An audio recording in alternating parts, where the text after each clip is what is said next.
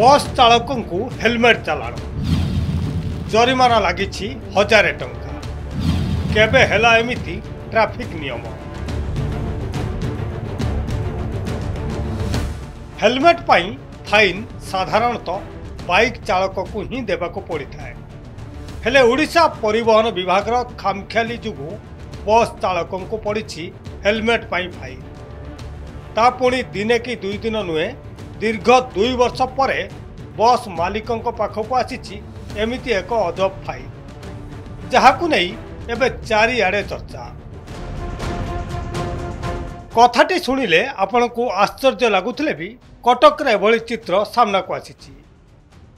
बस number OD 05Y3508 रे चालान कटिछि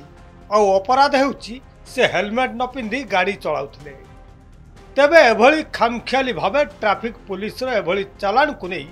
क्षुब्ध होइचंती बस मालिक OD 05Y3508 ए बस रे उठी चालक हेलमेट पिंधि नथिले बेलिका हेजु फाइन कौन कौन कहीं फाइन उठी कौन पे उठी बस मालिक अच्छे बुझा कहीं फाइन 5/2/2024 रे गाड़ी रे चालान कटी ड्राइवर हेलमेट पिंधि नथिला 1000 टंका फाइन लगी किंतु चालान रो मेसेज मो कतिके आसूची 2/12/2025 रे 2 वर्ष पर या भितर आमर गाड़ी रो ओनरशिप भी ट्रांसफर होती सब केमिति हैला आसी चालान एबे केमिति मेसेज आसला 2 वर्ष पर ये त्रुटि कार त्रुटि है ट्राफिक जो माने चालान काटी है त्रुटि से एमती केते असुविधा न हो ये तो छोट है आउर बड़ भी हो पारे बस एटा मोटर कैब लिखाई पुणी हेलमेट रही मोटर कैब भी हेलमेट आवश्यक ना कार से ताने खामखियाली माने काटुचंती परमिट थाई भी बिना परमिट बोली लिखिदेवे माने कुछ असुविधा नहीं दफा लगेदेवे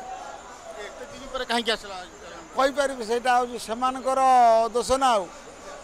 आटा ट्राफिक नेग्लिजेंस ये फाइन कि आम जीव आम अथॉरिटी कतरा कंप्लेन करूँ दरकार पड़े चैलेंज करूँ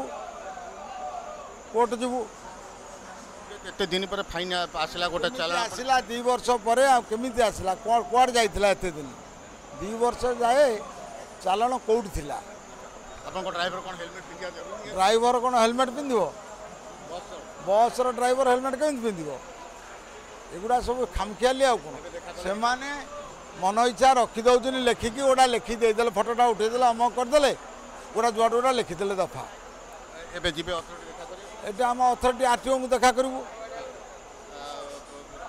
जदि चालान करतला केमति ओनरशिप ट्रांसफर ला फोन आरे हां एटा फोन आ को ट्रांसफर करछि मु चालान कटिला ना चालान तो बाहर नथिला काली आसला मेसेज गत काली 2/1 आसला ता आगुरु चालान नथिला काली तो आसला जे चालान अछि ता आगुरु चालान थिला केमति हेतिना ओनरशिप ट्रांसफर है जो ओनरशिप तेबे जहाँ शुणुले बस मालू बस चालक ना उठी 1000 टंका हेलमेट रे फाइन कटकरू रंजन मल्लिक राजकिशोर पंडा कनक न्यूज।